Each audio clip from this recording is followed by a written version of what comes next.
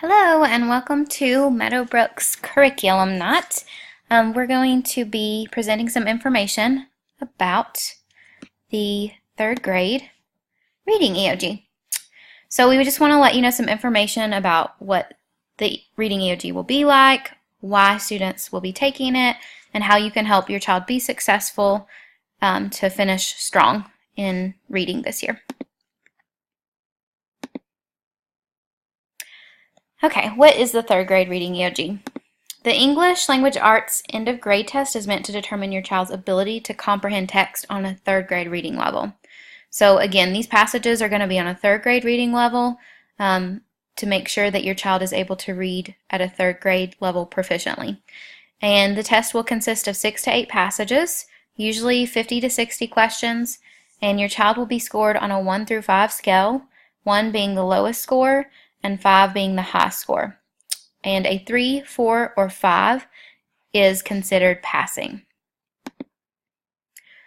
What will happen if your child makes a 1 or a 2? So if students have not shown proficiency in some other way, such as their TRC reading level, for example, at the end of the year, which has to be a level P, they will get to take the Read to Achieve test in June after EOGs. And if they do not pass the Read to Achieve test, they will be recommended for Read to Achieve summer camp at Clyde Elementary School. And there would be further information coming about this if your child is recommended for the Read to Achieve summer camp. What will be on the EOG? So here are the genres that your child will see on the EOG. They will see fiction passages. These are narrative stories. They will see nonfiction, which will be in either science or social studies topics. They will also see technical texts, which include things like recipes, how-tos, web pages, newspaper advertisements, interviews. This can be a lot of different things, but it's usually just informational text, but the information is given in a different sort of way. And they will also see poetry. So your child should know good reading strategies for each of these genres because we've been working on this all year. And what kinds of questions will be on the EOG? So here are the most predictable question types that your child will see on the reading EOG. There will be questions about main idea, central message, the lesson or the moral from the text. There will be questions about summary, detail questions, word or phrase meaning questions, questions about character traits, nonfiction text features, author's purpose, like why an author wrote the text or why they did certain things that they did within the text, connection between paragraphs, ideas, etc., and also questions where students have to infer or draw conclusions based upon the information that they read. So why is the EOG important? Studies have shown that students who are not proficient readers by the end of third grade will often continue to struggle with reading. This is one of the reasons why North Carolina has passed the Read to Achieve law that requires students to be reading at a third grade level proficiently by the end of third grade. How will my child be successful? Your child is so much more to us than just a test score, and as long as they do their best and use their reading strategies, that's all that we ask for. We just want them to work really hard and use what we've taught them this year. So here are the strategies that students need to use to help them be successful on the reading EOG. And we have this broken down into strategies to use before they read the passage, during their reading of the passage, and then after they read the passage. So before they read a passage, they need to rev up their mind for reading by scanning or previewing the text to determine the genre that it is. They need to figure out, is it fiction, is it nonfiction, is it technical, or is it a poem? And also to think about, what is this text going to be about? Students also need to read over the questions so that they know what to look out for as they read. So during their reading of the passage, the strategies that they use during the reading of the passage will often depend on the genre of the passage. For example, if the passage is fiction, then they're going to be using strategies that will help them focus on the characters' actions and noticing how they're talking or reacting in situations. Also tracking about the traits that they're noticing or the feelings that they're noticing of the character, how they're changing in the story, what kinds of lessons they're noticing that the character is learning, things like that. But students, most importantly, should be making sure that they're being an alert, active reader by tracking their thinking and constantly thinking about the text.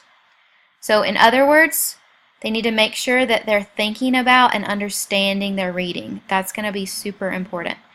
They need to make a mental movie or mental model as they read and make sure that that mental movie or mental model stays clear. And if something happens and they're not understanding, they need to use strategies like going back and rereading to help them fix up their mental movie to help make sure that they're understanding the text.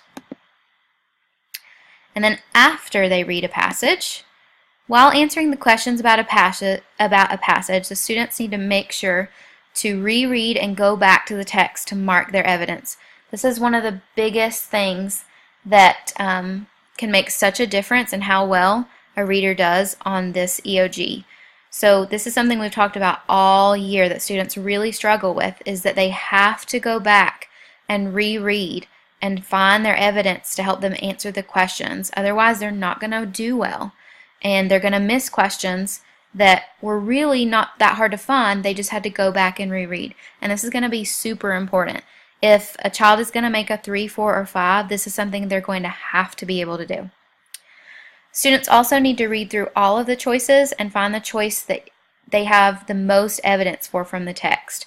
So we've also talked about this a lot this year. Oftentimes students will just choose what they think, and that's not going to help them to answer the question well.